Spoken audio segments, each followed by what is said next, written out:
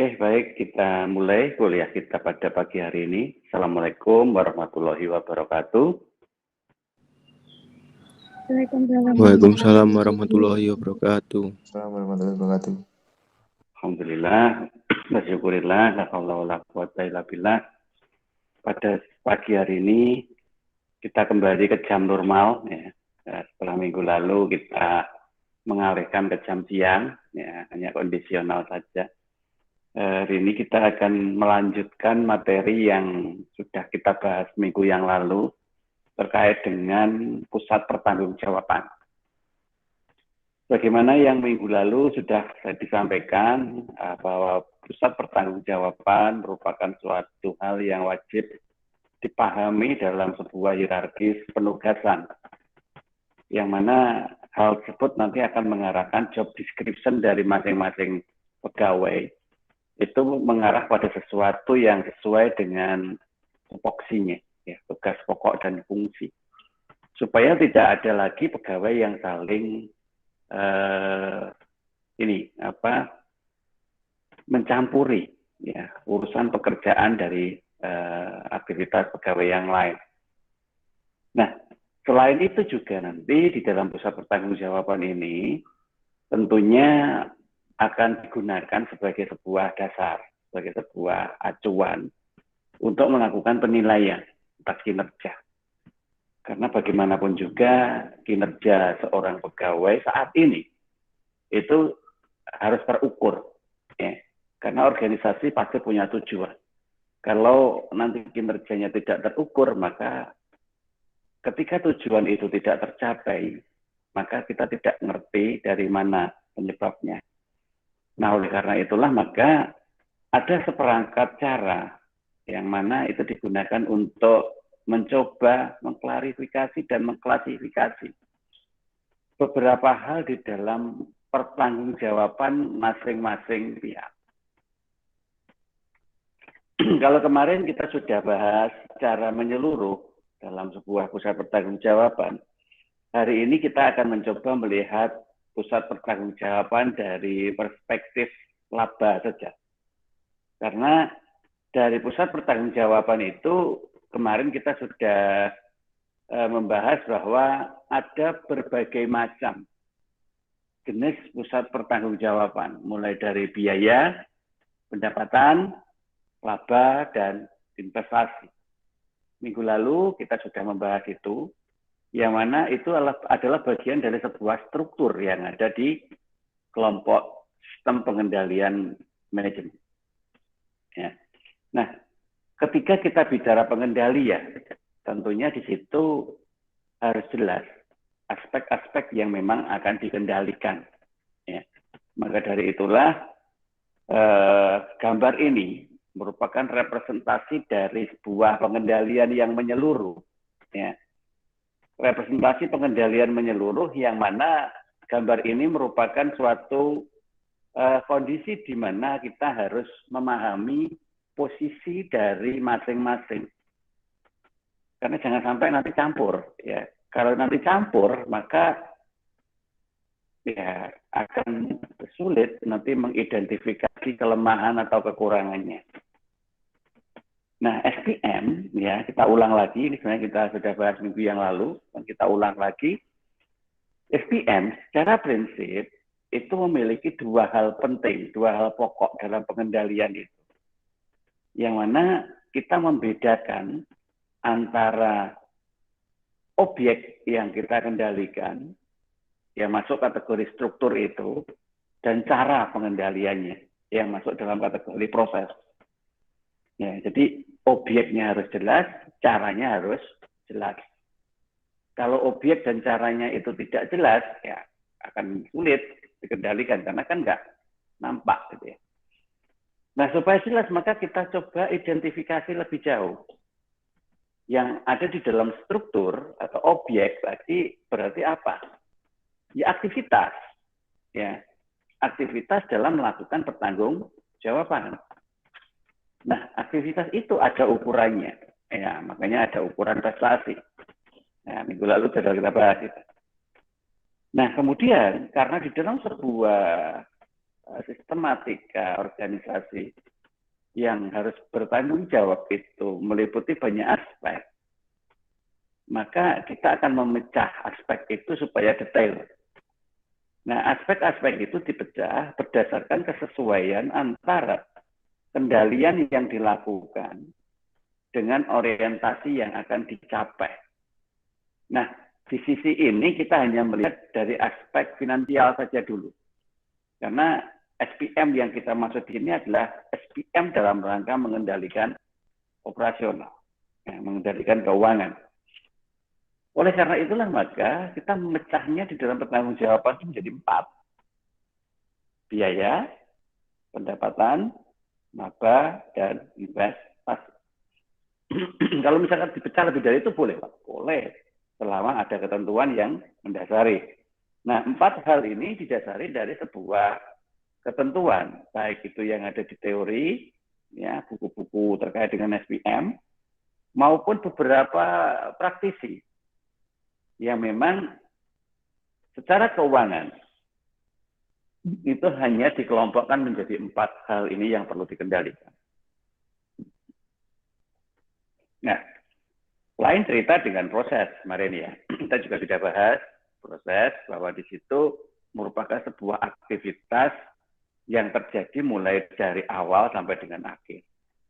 Awalnya dimulai dari penyusunan program, diakhiri dengan analisis laporan. Nah, itu adalah proses. Baik itu nanti ada di pusat pertanggungjawaban manapun, ya, ukuran prestasi yang akan dilihat untuk menilai kinerja itu tetap ada. Nah, hal yang sama juga terjadi pada proses. Aktivitas prosesnya itu juga ada. Nah, hari ini kita akan mencoba melihat dari aspek pusat laba. Nah, saya dahulukan pusat laba karena memang orientasi utama dari sebuah usaha adalah laba. Nah, bicara tentang laba, itu kita tidak langsung bicara terkait dengan jumlah laba yang akan menjadi target. Tidak. Justru yang kita bicarakan adalah 2 hal. Yang pertama adalah pendapatan, dan yang kedua adalah biaya. Nah, nanti kita akan lihat sendiri-sendiri pusat pendapatan dan pusat biaya. Tapi dalam konteks kita bicara tentang laba, itu kita bicara dari 2 aspek itu dulu. Ya. Bicara terkait dengan pendapatan, bicara juga terkait dengan biaya. Tapi di sini, saya warnain merah itu, tidak memiliki hak untuk mengambil keputusan tentang investasi. Ya, betul. Karena di sini kita hanya berorientasi laba secara natural. Laba secara natural itu ya hanya dipengaruhi oleh pendapatan. Pendapatan pun itu adalah pendapatan yang bersumber dari usaha. Jadi pendapatan usaha. Dan biaya. Dia juga biaya operasional usaha. Nah, perkara investasi itu lain cerita. Ya. Investasi itu kan sesuatu yang kita peroleh di luar dari aktivitas normal. Nah, oleh karena itu nanti, walaupun investasi itu nanti juga berpotensi menghasilkan pendapatan, ya, tetapi pendapatan investasi itu di luar dari pendapatan usaha, ya, di luar dari pendapatan usaha. Nah, sehingga di sini pusat laba hanya bertanggung jawab terhadap tingkat laba dari hasil usaha yang dilakukan. Nah, di sini. Tentunya kalau kita bicara dengan hasil usaha, maka hubungannya adalah dengan biaya tadi. Itu digunakan oleh bagian produksi. Mungkin juga bagian pasar, pemasaran. Nah, namun di sisi aktivitasnya, bagian produksi dan bagian pemasaran itu terpisah. Ya, termasuk biayanya. Kalau produksi masuk ke BOP, ya, biaya overhead, ya, sedangkan pemasaran masuk ke biaya pemasaran. Jangan begitu. Nah, itu terpisah lagi bagiannya. Nah, tapi bukan berarti kok kemudian kita tidak bisa saling bekerja sama. Tetap kerjasamanya terjadi. Maka di sini ada yang namanya organisasi fungsional. Organisasi itu ada dua. Ada organisasi fungsional, ada organisasi struktural. Kalau kita bicara organisasi struktural, ya hanya itu dalam hierarki struktur organisasi itu. Ya ada pimpinan, di bawahnya ada siapa, di bawahnya lagi ada siapa, cabang. Nah itu struktural. Tetapi kalau kita bicara fungsional, itu kita bicara terkait dengan aktivitas. Jadi pihak yang terkait dengan aktivitas dalam organisasi itu. Contohnya ini tadi, produksi sama pemasaran. Produksi dan pemasaran itu masuk kategori organisasi fungsional. Karena yang saling menghubungkan antara aktivitas produksi, aktivitas pemasaran. Nah, sehingga di situ ada fungsi-fungsi yang harus jelas kita ketahui, yang mana nanti akan digunakan sebagai dasar untuk menentukan biaya. Ya. Nanti kita akan lihat lagi lebih jauh di pusat biaya. Tapi di dalam laba, karena memang biaya salah satu aspek yang nanti akan berpotensi menjadi laba, maka itu harus diperhatikan. Ya. Nah, itu.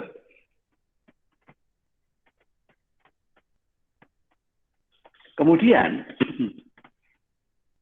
ketika suatu organisasi diubah menjadi organisasi yang mana setiap unitnya itu bertanggung jawab atas produksi maupun pemasaran, maka inilah yang kemudian menjadi cikal bakal munculnya suatu bagian yang disebut divisi. Ya, divisi. Ya, semoga saya cerita seperti ini kalian sudah ngerti itu ya. Oh, di dalam organisasi itu ada bagian, ada divisi. Apa bedanya bagian dengan divisi? Kalau divisi itu lebih fokus ke ini, ya, aktivitas teknis. Kalau bagian itu lebih fokus ke administrasi, ya. Jadi bedanya di situ. Nah, divisi itu nanti akan terjadi karena apa? Karena masing-masing pihak harus bertanggung jawab sendiri-sendiri. Nah, produksi bertanggung jawab sendiri, pemasaran bertanggung jawab sendiri. Nah, tapi pertanggungjawaban dari masing-masing itu nanti terakumulasi. Nah, oleh karena itu, maka masing-masing pihak yang melakukan pertanggungjawaban itu berarti kan mempunyai sebuah kewenangan untuk mengelola pihaknya sendiri-sendiri. Nah, tetapi dia tidak bisa mandiri, tidak bisa sendirian. Maka dia selalu terlibat dengan pihak-pihak lain, divisi yang lain. Maka ada divisi pemasaran, terus kemudian juga terlibat divisi produksi.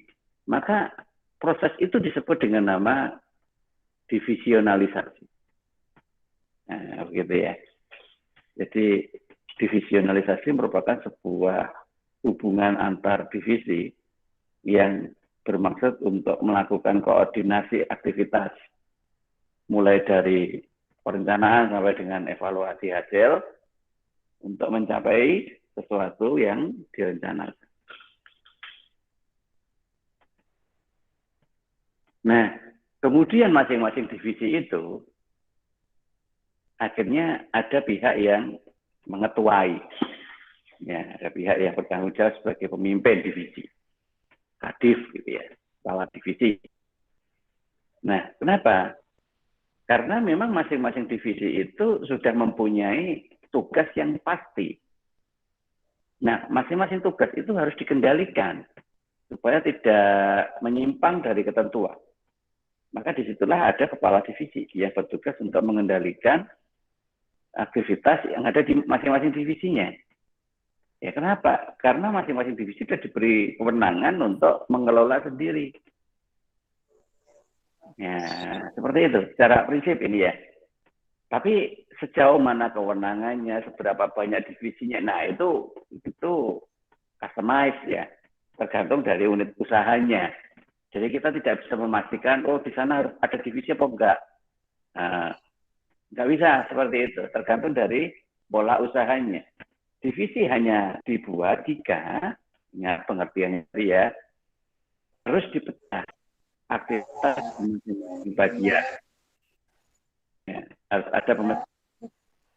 Nah, dengan adanya pemeriksaan itu maka diharapkan bisa fokus, ya. Fokus untuk menghasilkan sesuatu yang jelas. Ya. Oleh karena itu nanti orientasi di masing-masing itu harus dipahami oleh divisi-divisinya. Nah, kemudian kita kembali lagi ke permasalahan utama bahwa orientasi yang kita target, yang kita akan capai di endingnya itu adalah laba. Ya kan? Berarti kan masing-masing pihak yang nanti mempunyai orientasi untuk mencapai sebuah nilai laba itu harus mempunyai pelaporan yang jelas. Karena pelaporan itulah nanti yang dipakai sebagai sumber informasi. Ya. Contohnya apa? Contohnya nanti ada di bagian pusat pertanggungjawaban biaya, misalkan begitu ya.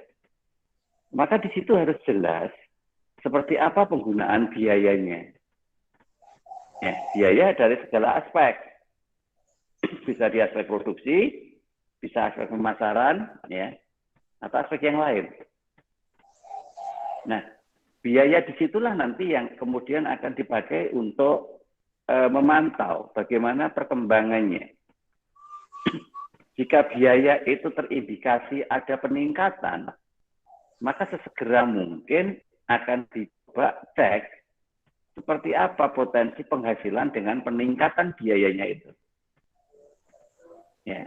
Nah, kondisi seperti ini disebut dengan pertimbangan biaya atau pertimbangan pendapatan. Untuk menghasilkan sebuah keputusan dari masing-masing pertimbangan tersebut, maka ada beberapa hal yang harus disiapkan. Karena percuma kita memisah kegiatan, percuma kita naruh orang, tapi ternyata nggak fungsi. Nggak fungsinya itu kadang nggak ngerti apa data yang harus dia sajikan untuk sebuah informasi dalam pengambilan keputusan. Minimal ada ini. Yang pertama, manajer harus memiliki akses ke informasi yang relevan yang dibutuhkan dalam membuat keputusan serupa. Ya pinter-pinter aja mencari data ini. Nah, datanya seperti apa? Karena kalau sudah seperti ini, maka manajer harus berpikir kritis untuk menentukan data apa yang mau digunakan supaya menghasilkan informasi yang relevan. Nah, informasi itu nanti harus disajikan berdasarkan keputusan yang akan diambil. Ya. Keputusannya apa yang mau diambil? Misalkan keputusan untuk ekspansi, ya. Berarti apa data yang dipakai untuk menyajikan sebuah potensi dalam rangka ekspansi. Seperti itu. Kemudian yang kedua, harus ada semacam cara untuk mengukur efektivitas trade-off yang dibuat oleh manajer. Ya, trade-off pertukaran. Ya, trade-off itu merupakan suatu proses jual beli yang mana diharapkan barang sekali terjadi transaksi itu selesai, putus. Ya. Ada barang nih dijual, oke, senilai 10 juta ya sudah selesai, uang tidak dapat, barang diserahkan selesai. Itu upaya untuk trade-off. Tetapi di situ harus ada cara untuk mengukur efektivitasnya. Apakah dengan jual langsung seperti itu efektif? Nah, maka harus diukur dulu. Nah, kemudian setelah kita bisa mengukur efektivitasnya, kemudian kita sudah punya akses ke informasinya, maka di situ nanti kita bisa memberikan nilai laporan, ya, nilai laporan terkait dengan aktivitas yang akan dilakukan.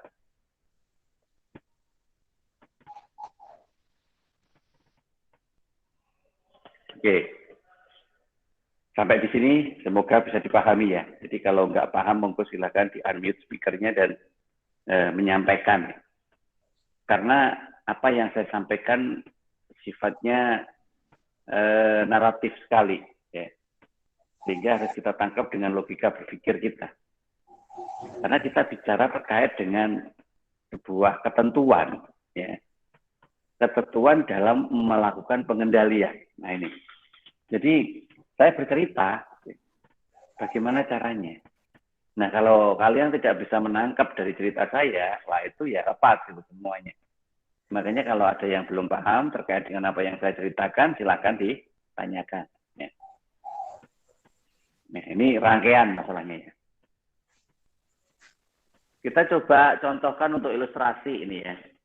Ya ini ilustrasi ketika ada seseorang yang melakukan survei pada beberapa perusahaan di Amerika, ya, di mana di situ mengirim 1.000 kuesioner, ya, yang mana hanya di Amerika saja.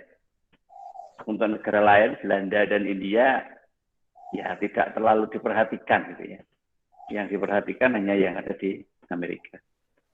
Ada 666 responden, tetapi yang dikirim adalah 1.000 kuesioner. Kenapa kok begitu? Nah, mau skripsi harus ngerti ini ya. Artinya dikirim itu belum tentu langsung ke respondennya. Ya. Berarti bisa jadi selisihnya itu hanya untuk jaga-jaga. Kalau ada kuesioner yang rusak. Di mana jumlah responden yang asli itu ya 666. Itu pun ternyata responnya tidak 100%. Responnya hanya 67%. Nah, sehingga hanya 638 responden yang digunakan. Nah, kemudian berdasarkan dari jumlah kuesioner itu tadi juga diarahkan kepada jenis pertanggungjawaban, ya, masing-masing perusahaan. Harapannya sih sebenarnya masuk ke perusahaan yang memiliki beberapa pusat pertanggungjawaban, minimal lebih dari 2. Tapi ternyata tidak semuanya itu membuat ya, struktur pusat pertanggungjawaban serigit itu. Akhirnya hanya ketemu 93% saja yang membuat. Nah, dari data-data ini apa yang bisa kita ambil? Artinya untuk menghasilkan sesuatu yang bersifat informatif, itu kita harus masuk ke objek. Itu pertama. Kedua, ketika kita menentukan objek, itu belum tentu realisasinya sebagaimana yang kita tentukan. Maka kita harus bisa memberi estimasi. Dari sekian banyak objek yang kita tentukan dengan berbagai macam kondisi tadi, maka potensi untuk bisa terrealisasi itu sampai berapa? Minimal 75%. Ya, minimal. Gitu. Di bawah 75% nanti sudah nggak valid. Nah, oleh karena itulah maka informasi-informasi itu nanti bisa kita resumekan. Ya, kita coba ulas. Kalau hubungannya dengan pusat laba, masih dengan pusat laba, maka informasi itu nanti akan kita gunakan untuk melihat apakah ada dari informasi itu yang mampu meningkatkan kualitas keputusan. Nah, seperti itu. Maka di situ ada sebuah reason bahwa karena keputusan dibuat oleh manajer yang paling dekat dengan titik keputusan. Maka nanti meningkat atau berkurangnya keputusan itu parameternya adalah langsung dari pimpinannya, ya, manajernya. Nah, karena yang berhak untuk ambil keputusan kan setingkat itu. Nah, kemudian selain kuantitas dari keputusan yang diambil, berarti juga melihat kualitas dari keputusannya. Ya, kualitas dari keputusan itu dilihat dari kecepatan. Ya, kecepatan mengambil keputusan berdasarkan data operasional. Ya, data operasional terjadi peningkatan seperti itu. Nah, sehingga kita harus menguasai isi dari data operasional itu apa. Nah, sekali lagi kita membahas tentang laba loh. Ya, nggak kemana-mana.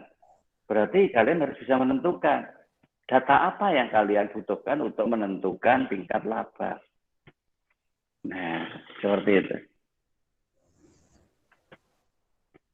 Nah, kemudian ada beberapa ketentuan lain di situ manajer kantor pusat bebas dari pengambilan keputusan harian. Tujuannya supaya fokus saja itu ya. Jadi ketika memang diberi kewenangan untuk mengelola yang di sisi itu, ya maka kelolaannya di sisi yang lain ya bisa jadi harus dialihkan. Nah, kemudian nanti dia bisa hanya menjalani satu bagian aja. Nah, di situ dia bisa fokus. Fokusnya itu serius dalam mengerjakan dan mempunyai argumen-argumen untuk menciptakan imajinasi baru. Ya, supaya apa? Supaya kegiatan-kegiatan itu bisa lebih berkembang. Ya, imajinatif dan inisiatif. Oke.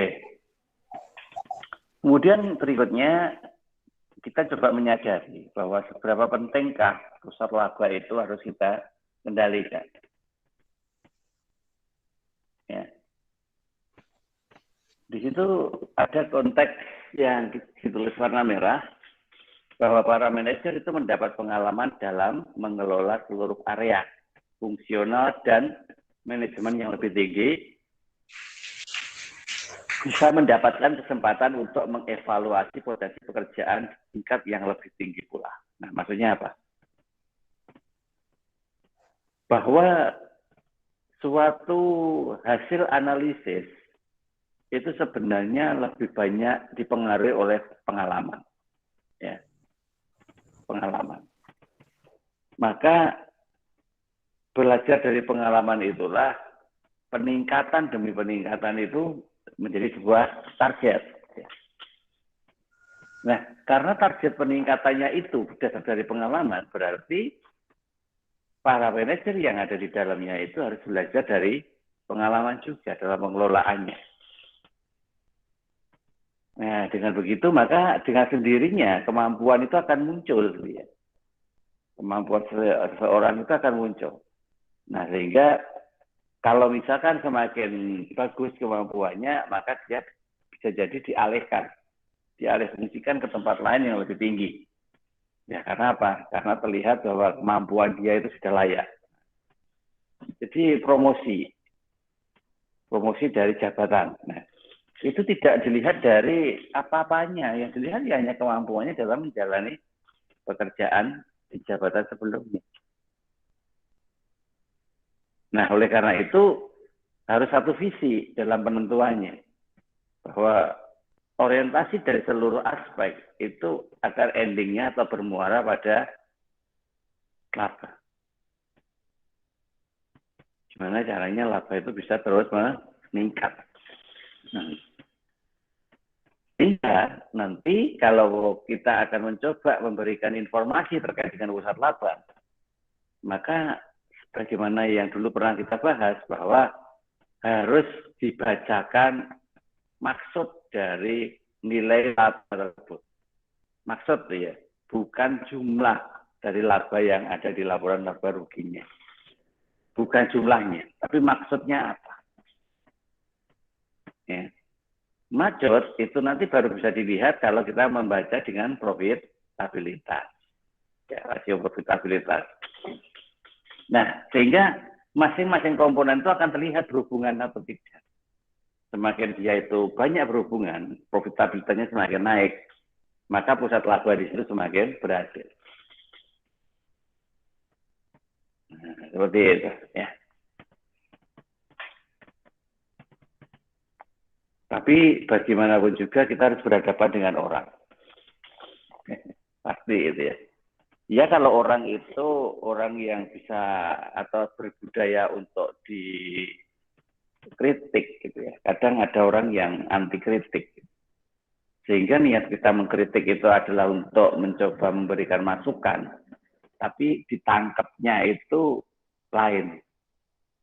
Sehingga di sini sebenarnya masih banyak sekali beberapa kesulitan yang mungkin terjadi dalam sebuah pusat laba. Contohnya itu ya, nanti bisa dibaca. Pengambilan keputusan yang terdesentralisasi akan memaksa manajemen puncak untuk lebih mengendalikan laporan pengendalian manajemen dan bukan wawasan pribadi atau organisasi, sehingga mengakibatkan hilangnya pengendalian. Memaksa manajemen puncak untuk mengendalikan laporan pengendalian. Nah ini. Nah, kalau pemaksaan itu terjadi, manajer pada pusat laba itu memang diarahkan untuk mencoba mengevaluasi aktivitas-aktivitas yang menimbulkan laba itu. Bisa jadi nanti ada komunikasi yang nggak enak dengan pihak-pihak lain. Ya, ujung-ujungnya akan terjadi selisih paham. Ya ini, di nomor 3, selisih terjadi karena adanya argumen yang tidak sesuai. Pengalokasian biaya umum yang tepat dan kredit untuk mendapatkan pendapatan sebelumnya dihasilkan secara bersama-sama oleh atau lebih dari unit. Nah, artinya apa? Artinya harus kompak ketika melakukan aktivitas. Kalau nanti kita bicaranya sendiri-sendiri, maka akan menjadi sebuah kesulitan. Karena nanti bisa jadi argumennya nggak nyambung. Unit organisasi yang pernah bekerja sama sebagai unit fungsional akan saling berkompetisi satu dengan yang lain. Ya, pasti. Karena nanti masing-masing bagian akan menunjukkan kemampuannya sendiri-sendiri. Peningkatan laba untuk suatu manajer dapat berarti pengurangan laba bagi manajer yang lain. Dan situasi ini maka seorang bisa saja gagal untuk memberikan potensi penjualan ke unit yang lebih tepat dalam realisasinya. Ya, jadi saling bersaing itu pasti. Ya, kemudian di dalam persaingan ada perselisihan itu juga wajar. Tetapi tetap harus ada penyelesaian. Makanya salah satu penyelesaiannya adalah membangun atau membentuk bagian demi bagian seperti ini. Ya, karena bagian demi bagian itu nanti akan berkompetisi pada hal yang sama, tetapi sudah sesuai dengan ketentuannya masing-masing. Nah, ini fungsinya ya. Tetapi hal-hal seperti ini yang memang sulit mengambil keputusan kalau datanya belum lengkap, membuat kualitas dari keputusan itu juga menjadi sulit kalau kita tidak mengikutinya. Adanya perselisihan akibat berdebat terkait dengan alokasi misalkan. Nah, itu nanti juga menjadi sebuah kesulitan. Karena segala sesuatu yang berpotensi menghasilkan sisi negatif itu sudah mengarah pada kesulitan. Nah, seperti itu. Kemudian mekanisme divisionalisasi tadi. Kalau semula itu hanya satu bagian, kemudian dipecah menjadi bagian-bagian sesuai dengan kapasitasnya, yang jelas di situ muncul biaya tambahan. Ya, kosnya naik.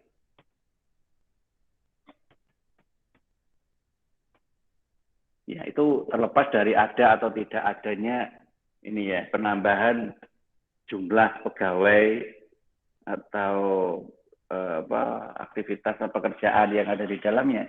Terlepas dari itu. Ya, maka dengan adanya konteks pemecahan seperti tadi, divisionalisasi tadi, ya sudah, berarti ya masing-masing harus tercukupi dengan alokasi anggaran. Nah, sekarang apa yang dilakukan seorang manajer? Manajer secara umum, ya, jadi manajer dalam posisi secara umum, bukan manajer sesuai dengan pusatnya tadi. Mungkin saja tidak ada dalam organisasi fungsional karena tidak adanya kesempatan yang cukup baginya untuk mengembangkan operasi manajemen umum, kompetensi manajemen umum. Ya, jadi ketika sudah masuk ke ranah yang spesifik, itu biasanya kalau diajak untuk membahas sesuatu yang lebih umum itu sulit. Ya, karena dia sudah enjoy dengan spesifikasinya, sehingga nggak mau lagi berpikir untuk meluaskan pembahasan. Nah, ini juga menjadi sebuah kendala. Ya, kendala karena manajernya tidak bisa berkembang. Hanya itu aja. Nanti kalau dipindah tugaskan kemudian di tempat yang umum, ya bingung. Gitu. Karena nggak berkembang. Adanya terlalu banyak tekanan atau profitabilitas jangka pendek dengan mengorbankan profitabilitas jangka panjang. Nah, tekanan, ya jelas tekanan itu akan terjadi, baik dari orang maupun dari aktivitas pekerjaan.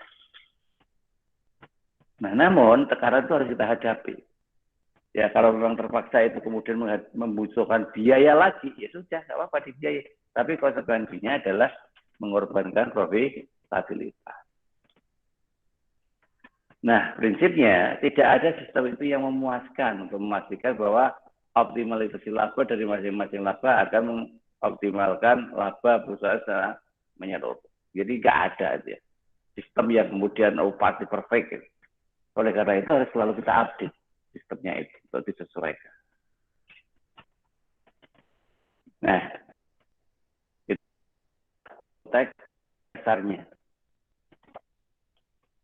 Sekarang kita objek yang lebih luas dalam skala utuh perusahaan, maka kita sebut itu adalah unit bisnis. Ya. Unit bisnis itu nanti juga punya sub unit lagi yang membantu dalam menghasilkan produk yang ada di bisnisnya itu. Nah, pusat laba ada di mana?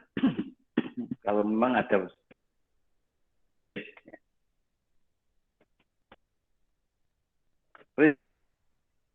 untuk menentukan ya,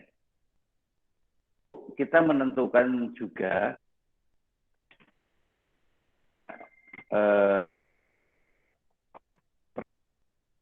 ini. Nah, ketika memang peran itu sudah bisa dijalankan ya, dan orientasinya memang ke hasil, ya, penghasilan, berarti memang kondisi itu secara mutlak sudah harus dikelompokkan secara terpisah. Nah, dengan adanya kelompok yang terpisah itu, maka masing-masing melakukan pengendalian atas aktivitasnya sendiri-sendiri. Tidak perlu mengendalikan aktivitas yang lain. Nah, aktivitas-aktivitas yang dikendalikan itu, ya kemudian nanti akan dikumpulkan. Kemudian setelah itu baru dievaluasi, kemudian ada reward and punishment. Nah, itu adalah sebuah gambaran kasar, ya. Gambaran kasar. Nah, dari gambaran-gambaran seperti tadi, potensi hambatan itu pasti juga masih ada lagi, gitu ya. Mungkin ada lagi. Oleh karena itu, apapun aktivitasnya, yang namanya hambatan itu selalu akan muncul. Nah, oleh karena itu, harus pinter-pinternya seorang manajer itu dalam mengelola supaya munculnya hambatan itu nggak sampai mengganggu. Ya. Apa saja sih contoh-contoh hambatan itu? Nah, ini ada di sini ya. Ada halangan dari unit bisnis lain. Ya karena tadi loh, kita kan tidak bisa sendirian, kita harus komunikasi. Nah, dalam berkomunikasi itu rentan terjadi masalah, rentan terjadi gesekan. Ya. Nah, itulah yang disebut dengan halangan. Ya. Kemudian sangatlah berguna jika kita memikirkan pengelolaan suatu pusat laba dalam hal pengendalian atas 3 jenis aktivitas ini. Keputusan produk, artinya barang atau jasa apa saja yang harus dibuat. Ya. Nanti kita mau buat apa? Yang jelas kita reduksi cost-nya itu seminimal mungkin. Ya, supaya nggak ada halangan lain lagi yang akan muncul. Ya, produk apa yang harus dibuat untuk nanti dijual. Keputusan pemasarannya sekarang. Ya nanti how itu ya 5H itu ya. 5W. Ya. Barang atau jasa apa yang harus dijual. Ya. Kemudian apakah didukung, disupport oleh bagian pemasaran. Apakah aktivitas perolehannya itu sudah dilakukan sebuah proses pengendalian dari pihak manajemen. Nah, hal-hal seperti itu nanti akan menjadi sebuah hasil akhir yang menjadi orientasi dalam sebuah pengendalian. Jadi dari sisi laba saja, ya, dari sisi laba saja saya ulangin lagi di sini. kita sudah harus mampu untuk mengestimasi produk dan harganya. Kita sudah harus mampu mengestimasi pasar, di mana tempat kita akan masuk dan berapa nilainya. Dan yang ketiga itu adalah keputusan perolehan atau researching. Nah, itu adalah ini target atau orientasi yang harus kita penuhi dalam melakukan aktivitas produksi atau penjualannya. Nah, selain masalah halangan, itu juga ada hambatan. Nah, di dalam manajemen itu hambatan utamanya kelompoknya jadi 3 ini, yaitu hambatan yang timbul dari pertimbangan strategis, hambatan yang timbul adanya keseragaman yang dipublish, yang mana kemudian ditambah dengan hambatan yang timbul dari sisi ekonomi, itu adanya suatu sentralisasi. Ya. Nah, aktivitas hambatan di dalam sebuah manajemen korporasi ini harus diidentifikasi di awal. Tadi kita sudah membahas sekilas apa yang minggu depan pernah kita bahas, yaitu di proses. Di aktivitas proses itu pasti dimulai dari perencanaan dan berakhir pada sebuah evaluasi. Nah, dari aktivitas proses itu saja sebenarnya hambatan itu sudah mulai kelihatan. Dan itu harus kita identifikasi. Misalkan hambatan yang pertama terkait dengan pertimbangan strategi. Nah, kira-kira di dalam perencanaan itu pertimbangan strategis yang akan kita jalankan itu apa? Nah, itu sudah menjadi hambatan manakala kita tidak cukup data, tidak cukup orang, tidak cukup informasi untuk membuat perencanaannya. Nah, di sini loh. Jadi perencanaan itu enggak sekedar, tetapi benar-benar harus berbasis data. Nah, kemudian keseragaman. Keseragaman itu urusan dengan konsistensi, ya.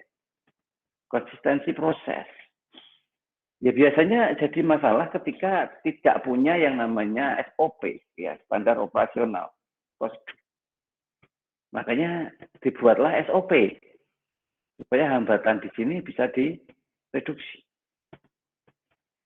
Kemudian dari sisi ekonomis, ya, dengan adanya sentralisasi tadi, sentralisasi itu sebenarnya bagus karena semuanya harus mengerucut pada satu sisi, satu bagian.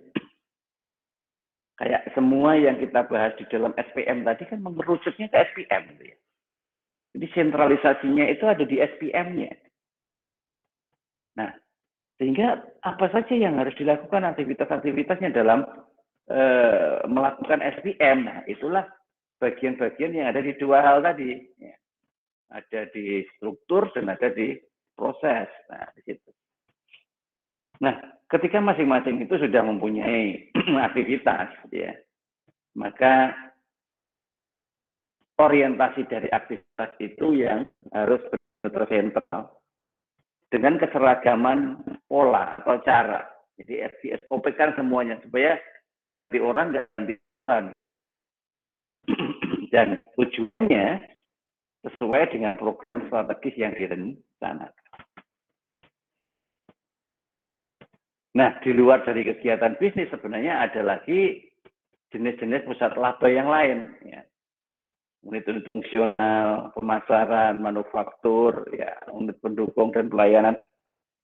Itu kontribusinya tidak langsung. Jadi seolah-olah ya tidak nampak kontribusi langsung pada penghasilan. Ya, contohnya ini, pemasaran dengan menyewa sales promotion. Ya, ada sales promotion. Jadi orang yang memang bertugas melakukan promosi. Ya, walaupun sekarang dunia digital itu sangat masif, tetapi bagaimanapun juga yang namanya door to door, ya person by person itu penting gitu ya. Maka butuh orang yang memang punya kelayakan segalanya melakukan itu. Nah, sehingga kadang kita berpikir, wong jenenge marketing kayak ngono kuwi lho. itu bisa menghasilkan laba apa enggak gitu. Apa kontribusinya ke laba? Lalu marketingnya yo hanya duduk menunggu aja seperti itu. Nah itu merupakan suatu contoh adanya suatu bagian yang sebenarnya juga ikut berkontribusi, tetapi kontribusinya tidak langsung. Nah, oleh karena itu dia masuk di aktivitas pemasaran. Mungkin aktivitas yang lain juga begitu, ada yang nggak langsung, manufaktur. Manufaktur itu kan bagian produksi, ya. Bagian produksi itu kan juga terdiri dari macam-macam. Misalkan tukang bersih-bersih, nah, seperti itu. Tukang bersih-bersih, cuman itu tak loh. Apa itu relevansinya tukang bersih-bersih itu di dalam laba? Malah jadi biaya, malah mengurangi laba. Nah, oleh karena itu, kalau kita tidak mengetahui pengelompokannya, maka seolah-olah itu tidak berarti. Padahal sebenarnya walaupun itu berperan secara tidak langsung, itu sangat berarti. Coba diruntut aja prosesnya. Yang runtut prosesnya itu dari mana? Dari pertanggung jawabannya, dia bertanggung jawab pada siapa? Tukang bersih-bersih tadi bertanggung jawab pada siapa? Manajer bersihan. Manajer kebersihan itu bertanggung jawab pada siapa? Ya, misalkan manajer umum, oke, kalau gitu apa tujuan manajer umum itu? Memberikan sebuah program kebersihan di lingkungan produksi. Nah, dari situ nanti akan kelihatan ya bahwa sebenarnya itu tetap ada relevansi. Nah, relevansi demi relevansi itulah yang kemudian menyebabkan berkembangnya sebuah hierarkis struktur, ya. Sehingga masing-masing seolah-olah akan berjalan pada suatu program yang sudah ditentukan. Nah, program-program tersebut yang jelas pasti punya runtutan hierarkis, bagaimana dasar pertanggungjawaban yang dilakukan. Sehingga tidak ada ceritanya ada sebuah unit yang menganggur. Oke.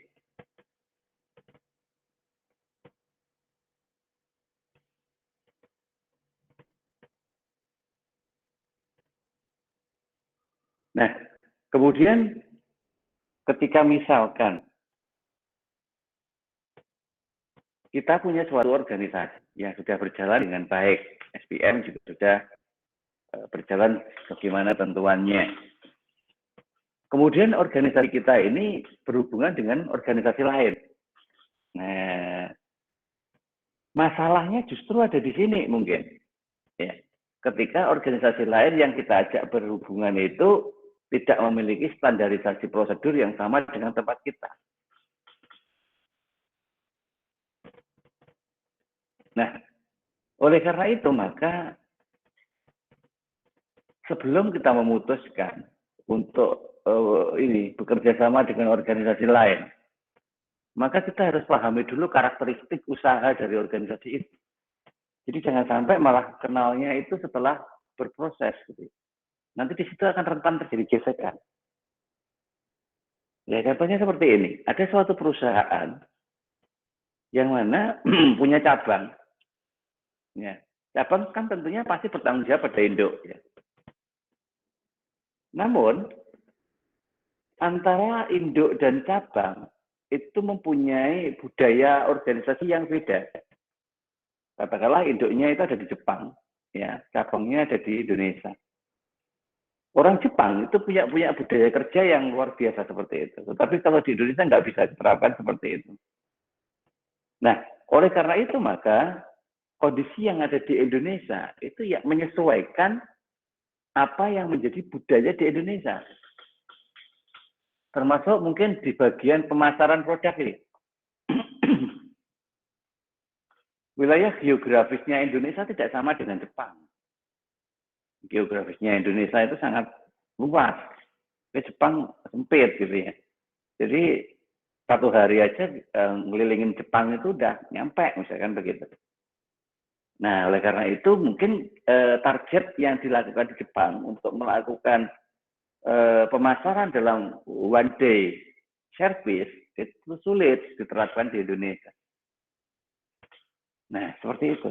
Sehingga kita juga harus menyadari bahwa situasinya lain. Para manajer cabang tidak memiliki tanggung jawab manufaktur atau perolehan profitabilitas, yang merupakan satu-satunya ukuran yang paling baik. Ya, cabang itu penekanannya pada hasil akhir memang. Karena tujuan dibuatnya cabang itu adalah untuk mengembangkan hasil usaha. Makanya orientasinya pada hasil. Mungkin kalau kita terlalu jauh masuk ke dalam proses yang terjadi di cabang, ya malah tidak baik gitu ya. Karena cabang seolah-olah diintervensi terlalu jauh. Padahal dia punya prerogatif sendiri. Nah, sehingga yang menjadi orientasi ya sudah hasil akhir aja. Keuntunganmu berapa? Kalau keuntunganmu itu memenuhi target, ya lanjut. Kalau enggak, ya tutup saja. Nah, seperti itu. Sehingga cara-cara untuk memotivasi mungkin juga dari perolehan. Misalkan nanti kalau kamu mampu menghasilkan laba sesuai dengan target, ya, maka ada reward seperti apa? Nah, seperti itu. Nah, ya, ada reward seperti apa? Atau kalau nggak begitu, masing-masing diberi kewenangan untuk mengelola sendiri-sendiri di dalamnya itu. Dalam kelolaannya itu nanti harus jelas orientasinya apa, kemudian relevansi dengan laba apa. Nah, sehingga itu menjadi sebuah struktur proses, ya, di mana struktur proses itu nanti kita pakai untuk melihat, mengawasi apakah mereka menjalankan seperti itu. Ya. Nah, sehingga masing-masing itu kemudian mampu untuk mengklaim keuntungannya sendiri. Ya, contohnya itu yang paling sering terjadi kalau kita bicara terkait dengan usaha waralaba. Ya, misalkan makanan, ya, waralaba makanan, gitu ya.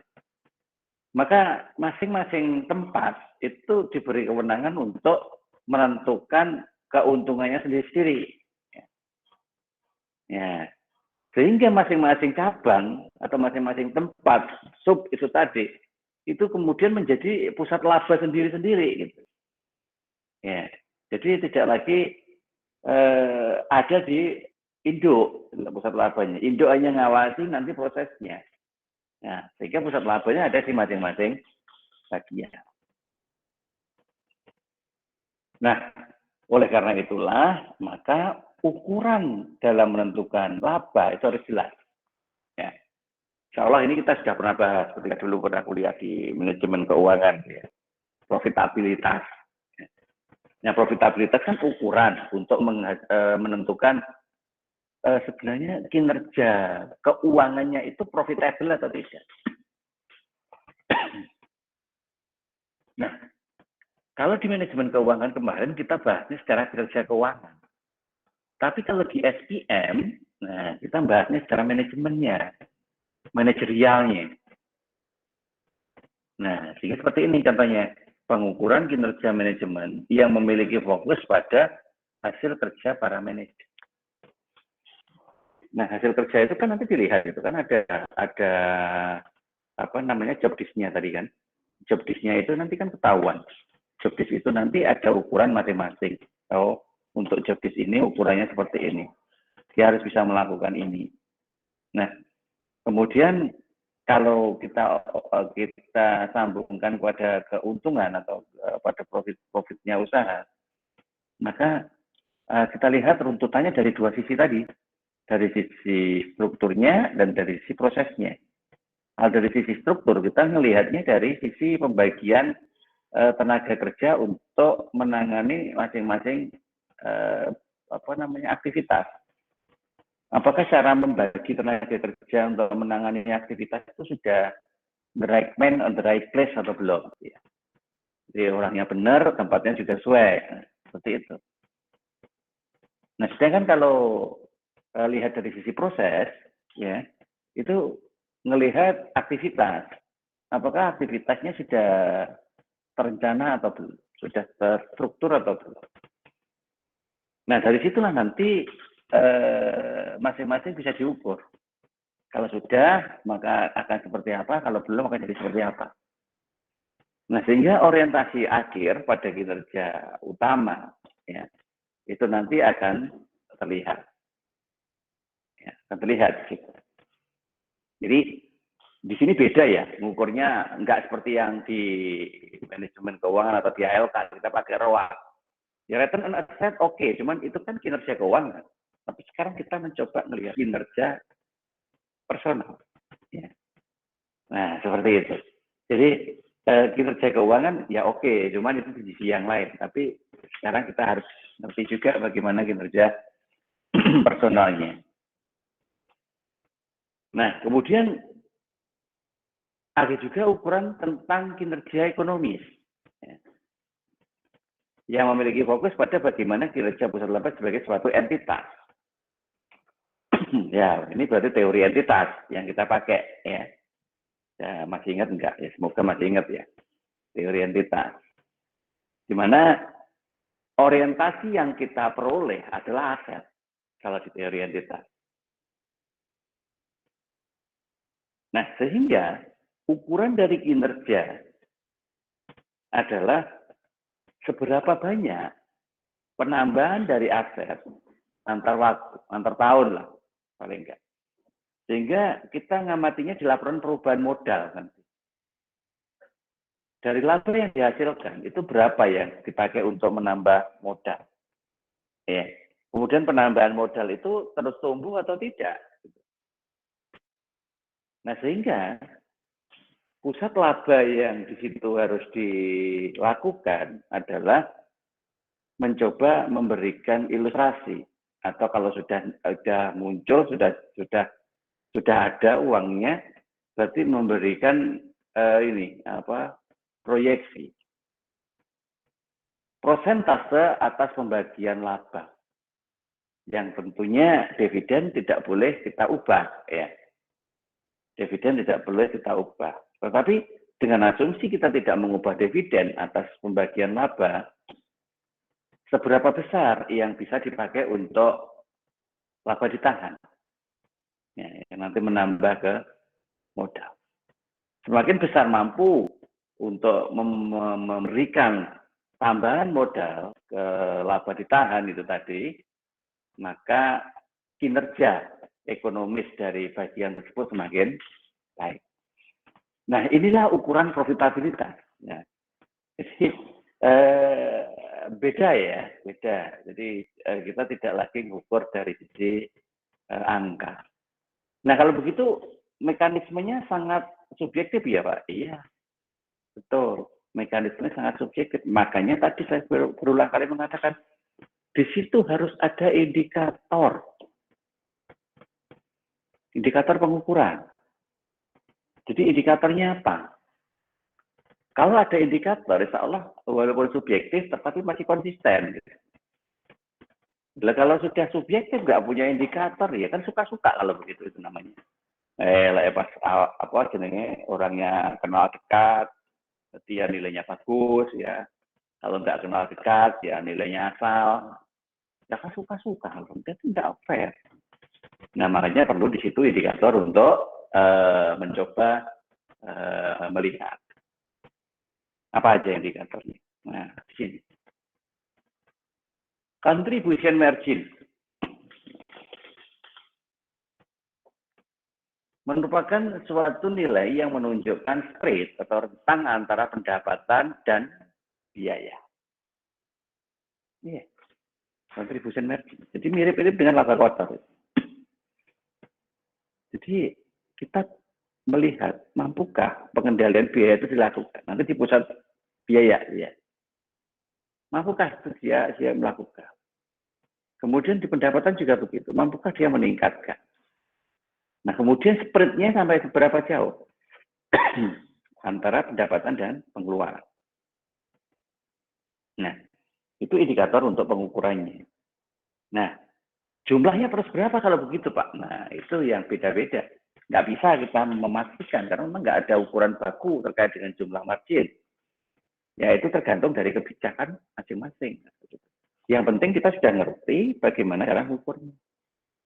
Direct profit. Nah, mencerminkan kontribusi pusat laba dari general overhead dan laba perusahaan.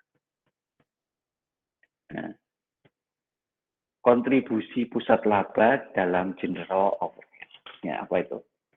Overhead ya. Sistem pembiayaan tidak langsung. Nah, tapi yang bersifat umum, merata untuk semua bagian. Nah, karena sistemnya tidak langsung, hati-hati di situ ya. Kadang salah maksud. Ya, maksudnya itu untuk meningkatkan kualifikasi tenaga kerja, misalkan dengan memberikan pelatihan. Tapi justru salah maksud gini, kok pelatihan? Ini kerja aja sudah full time loh. Ditambah lagi pelatihan, hari Sabtu Minggu lagi, waktunya istirahat. Nah, itu kan bisa jadi salah maksud. Kayak istirahat disuruh pelatihan, liburnya kapan? Kalau menungso ya, kan perlu refreshing juga. Nah, seperti itu. Nah, jadi general overhead ini nggak pas itu. Ya sebenarnya pas memberikan pelatihan, cuman timingnya mungkin yang perlu diatur. Ya oke lah, tetap di jam kerja. Ya, otomatis pendekatan pekerjaannya tidak lagi pada jumlah jam yang harus dilakukan pekerjaan itu, tetapi ada lakir. Misalkan dia mulai pekerjaannya itu biasanya jam 8 sampai jam 4 misalkan begitu. Kalau ada pelatihan ya berarti kan jam 8 sampai jam 4 itu penuh untuk pelatihan, katakanlah begitu. Terus pekerjaannya gimana? Ya monggo, terserah. Pendekatannya sekarang bukan jam lagi, tetapi hasil akhir. Yang penting nanti di akhir bulan laporannya jadi. Nah, terserah mau dikerjain kapan. Siapa yang ngerjain, terserah. Nah, seperti itu. Sehingga overhead-nya jelas. Laba dan kontrol. Ya, kontrol itu kan ya ada yang terkontrol, ada yang nggak terkontrol. Jadi gini maksudnya ya, nggak terkontrol itu artinya bukan sesukanya itu ya, bukan. Tetapi manakala memang ada beberapa kebutuhan-kebutuhan yang sifatnya mendadak. Ya. Jadi itu temporary, cuman kadang-kadang aja ada. Cuman ya besar gitu ya. Nah sehingga itu tidak terencana. Nah kalau tidak terencana, itu terus bagaimana? Bisa nggak dicairkan? Nah seperti itu. Kalau yang terencana pasti terkontrol semuanya. Kalau yang tidak terkontrol, nah maka nanti muncul kebijakan di dalamnya. Seberapa urgent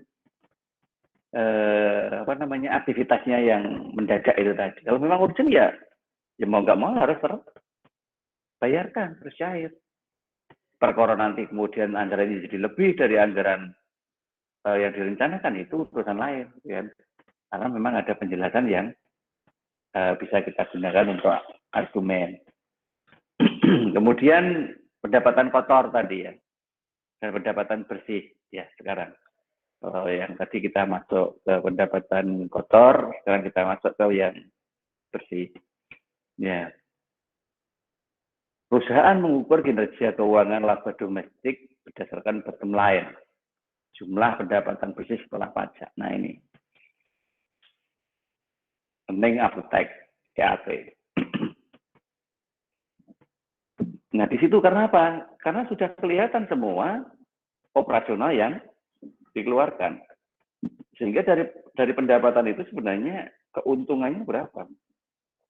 Nah, keuntungan yang paling utama adalah keuntungan bersih, karena memang dari keuntungan bersih itulah kita baru bisa berbagi. Ya, sehingga kayak dividen itu juga harus keuntungan bersih. Laba ditahan itu juga harus keuntungan bersih. Nah, walaupun mungkin besarannya tidak sama dari waktu ke waktu ya, jadi tergantung dari pertimbangan pihak manajemen seperti apa kebijakan yang nanti akan diambil untuk itu semuanya. Nah, inilah yang nanti bisa dipakai untuk melakukan pengukuran atau indikator pengukuran. Nah, kalau indikator ini sudah bisa dibakukan, artinya kita sudah mampu menyusunnya itu menjadi sebuah dasar untuk mengukur, ya, ya udah, otomatis itu ditetapkan sebagai sebuah SOP, standar operasional prosedur. Nah, sehingga orang itu, siapapun orangnya, ngerti apa yang mau dilakukan. Baik itu orang lama atau orang baru. Nah, bagian pengawasan juga begitu, mudah untuk menilai, mudah untuk mengevaluasi. Karena apa? Ada standarisasi baku. Nah, dari situlah kemudian kita bisa memastikan bahwa kinerjanya itu bisa berjalan. Ya. Contohnya ini contoh aja. Nah, untuk melihat ukuran profitabilitas, pendapatan segitu, ongkos, biaya variabel, marginnya berapa? Nah, temu di situ 220. Kemudian laba langsungnya berapa? Laba terkontrol berapa? Pendapatan belum kena pajak berapa? Sehingga ada pendapatan. Nah, dari situ kelihatan. Ya, dari situ kelihatan bahwa ada nilai-nilai yang bisa kita evaluasi. Nah, karena ada laporan keuangannya. Nah, sehingga nanti kita lihat kenapa margin kontribusinya segitu. Ya, bandingin dengan tahun lalu, bandingin dengan usaha lain. Nah, apakah itu masuk kategori aman atau tidak? Nah, itu nanti dipakai sebagai dasar untuk evaluasi. Nah, hal yang sama juga begini. Presentase perusahaan yang menggunakan metode yang berbeda dalam mengukur laba. Ya. Jadi ada 3 negara yang dicontohkan di sini ya, Amerika, Belanda, India.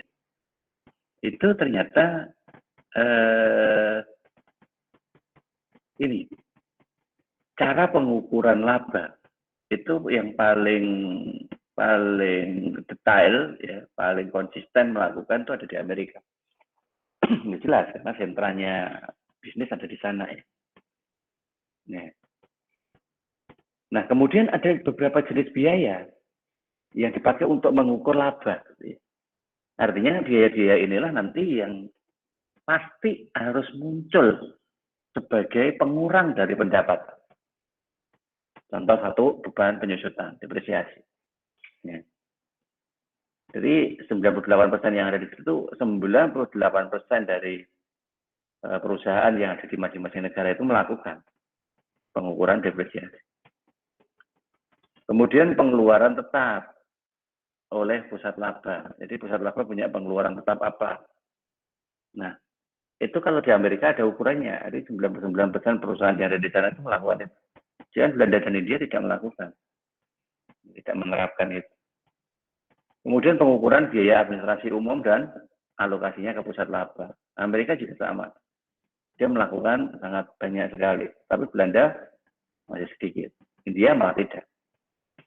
Dan pengakuan terkait dengan beban pajak, nah Amerika tinggi. Karena memang pajaknya Amerika itu sangat tinggi.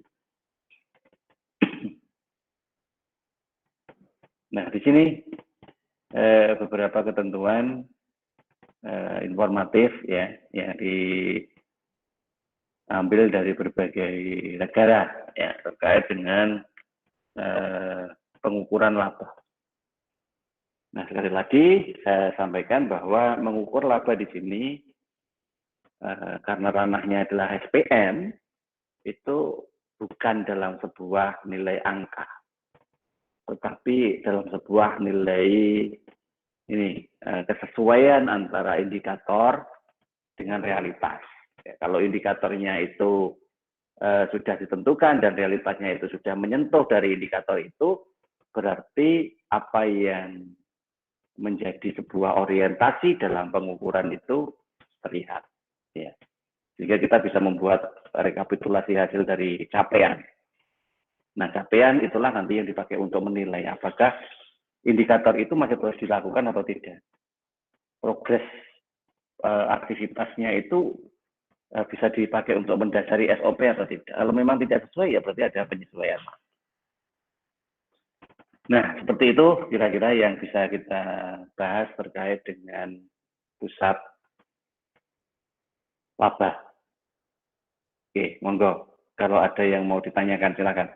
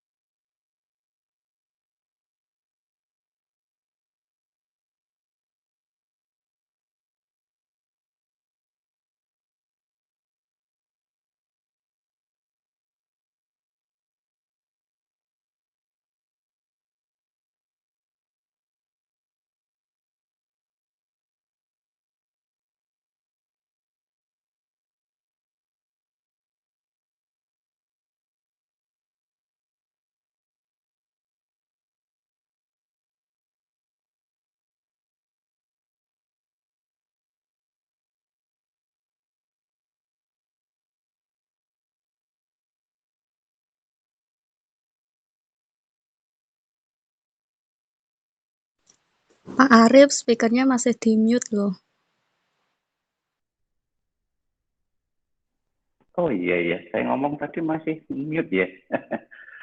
Baik ya tadi saya ngomong gini, tolong di-reset lagi untuk simtiknya.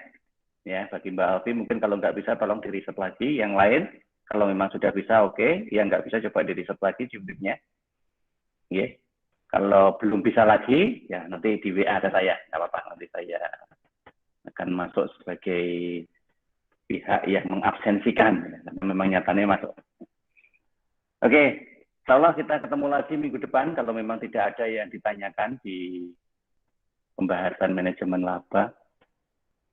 Insya Allah kita akan bicara terkait dengan manajemen terkait dengan pusat saya lupa ya, pusat yang lain lah, nanti kita lihat aja di RPS-nya. Oke, baik, mungkin begitu, semoga bermanfaat. Kita akhiri sampai di sini. Kita tutup. Assalamualaikum warahmatullahi wabarakatuh. Waalaikumsalam warahmatullahi wabarakatuh.